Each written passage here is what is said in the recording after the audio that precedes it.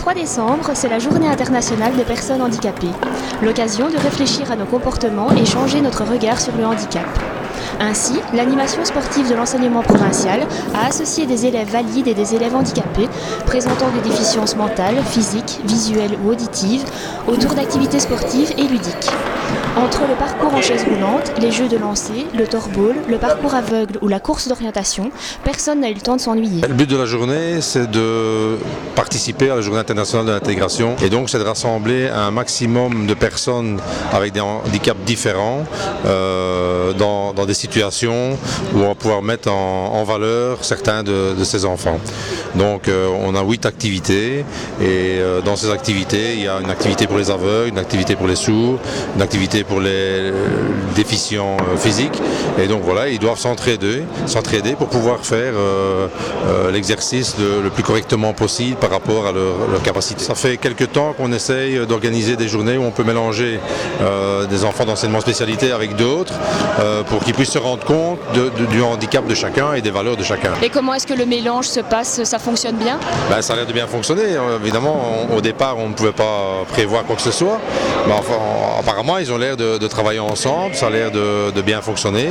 Et nous avons aussi des élèves qui sont en dernière année éducateurs, qui sont capitaines d'équipe et donc qui doivent gérer un petit peu toutes ces différences dans les équipes. En l'occurrence, ce sont des rétos de l'Institut provincial de nursing du centre de la Louvière qui se sont prêtés à l'exercice, pas aussi simple qu'il n'y paraît. C'est sûr que c'est difficile à gérer parce que j'ai une personne qui est malvoyante, donc du coup me touche énormément. Donc ça va, je sais communiquer avec elle, mais par contre j'ai un sourd qui lui ne me comprend pas du tout parce qu'on lui a demandé de lire sur les lèvres, mais il ne sait pas.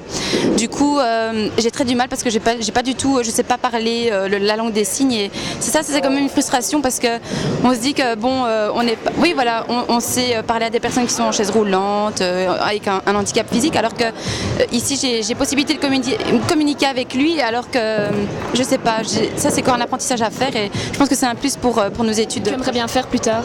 Éducatrice, normalement ça c'est ce que je voulais faire, éducatrice spécialisée avec des handicapés. Je préfère les personnes handicapées parce que puis c'est toujours tous les jours c'est un enrichissement, c'est toujours différent, c'est pas toujours le même, donc c'est ça qui est bien, c'est qu'on apprend chaque jour. Qu'est-ce que tu tires comme conclusion de la matinée qui vient de passer ici?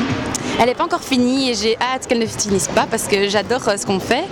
Et puis j'adore aussi participer parce que quand on bande les yeux pour voir un peu les malvoyants ou les aveugles carrément, on voit ce qu'ils ressentent eux, donc c'est ça qui est super. Et je veux dire franchement pour le moment c'est très enrichissant parce que j'apprends plein de choses avec eux. Le fait de rassembler les différentes écoles aussi dans ces activités, c'est aussi le fait de se connaître, de voir un petit peu avec tout le monde ce qu'on peut réaliser et ce qui nous permet de faire des journées comme celle-ci.